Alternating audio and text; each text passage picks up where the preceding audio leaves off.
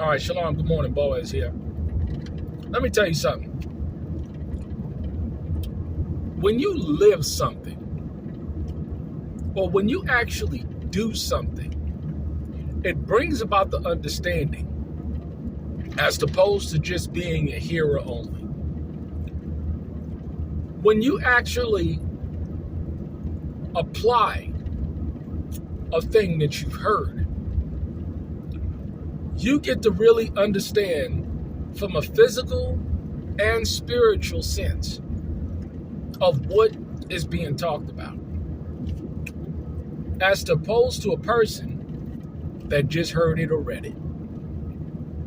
I say these things to say that you have a lot of people that will watch you prepare, will watch you sacrifice, will watch you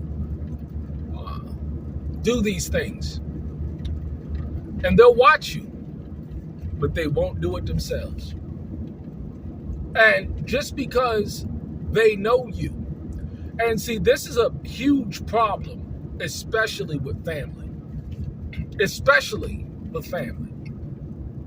They'll watch you, and because they've known you all their lives,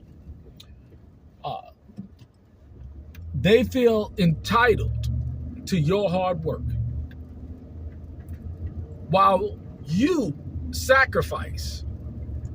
What they do is they turn around while you're sacrificing. They're out having a good time. They're out traveling. They're out dining out. They're out checking out concerts. They're out spending extravagant birthday party. I just now saw an extravagant birthday party for a cousin that she did. She brought in hibachi, and I'm telling you, it was just they try and outdo one another in this day and age. She had red carpets and drapes, and it was beautiful. And they had hibachi chefs come in with the whole setup, and they cook right there. They'll do shit like this. I'm not doing nothing like that. I mean, I'm a family man after all, but I'm not doing anything like that. They will take nice trips and send you the pictures. Look at where I am. Look at what I'm doing. They'll do all this shit. While me, I'm out here busting my ass, planting a garden, shoveling sheep shit. And you know the interesting thing about it? This is the interesting thing about it.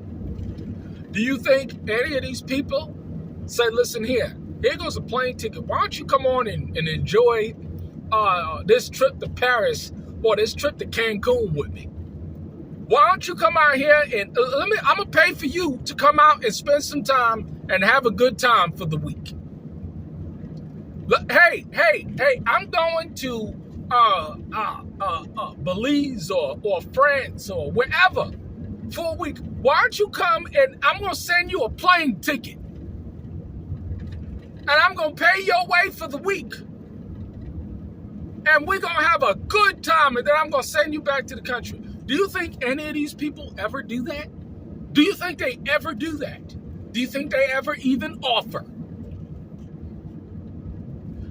The most hypocritical statement I ever hear from family members is, we miss you so much, when you gonna come visit? Because see, they don't want to spend their pension, or they don't want to spend that little 2-week vacation time they get from their corporate slave job or their municipal slave job. Well, I think they got a month or 3 weeks in municipal. But they don't want to spend that to come and smell shit, or to be around chickens or sheep or goats, or even spend time with me, but they say that they miss me. But at the same time, these very people, in times of calamity, They want full access to your resources. They want full access to your provisions. They want full access to your knowledge on how to. Not only do they want it for them, they want it for their children. See the hypocrisy? See, it's blatant and in your face. It's in your face. Mind you, these people did never, not one person, never said, here, brother, here goes a plane ticket. Come on out and let's have a good time. I see how hard you're working out there. Come on and have a good old time with us, and we can turn it up outside. I like to turn it up. I'm from New York City. I like to have a good time. I like to turn it up. Never do they offer. But these very same people expect the world when and if calamity hits. See, it's not only an issue of an economic collapse, but it's a personal collapse of their economics, their socioeconomic status, where they're homeless now, or they're impoverished now, and something, sickness or disease or poverty that's come up on them. And now they expect full access to your resources. And this is why we say over and over again, be mindful and be careful of these people. Because what mentality you think they're going to have if they come out and spend some time with you or be with you in times of calamity? You think their mind is going to change? They're going to be equally entitled. They'll lay their asses up and they'll still act like they're on vacation. And they'll expect you to continue to do the hard work. And you know what they'll say? You know what they'll say if you ask them to do hard work? I ain't come out here to be no slave. You do all that work. You shovel the shit. You do all that stuff. Amazing, isn't it? Is it not amazing? Be mindful and be careful of these people because they're out there and they'll bleed and suck you dry. Even though at the same time they offered nothing at all. This is the pure essence and how to spot an entitled person.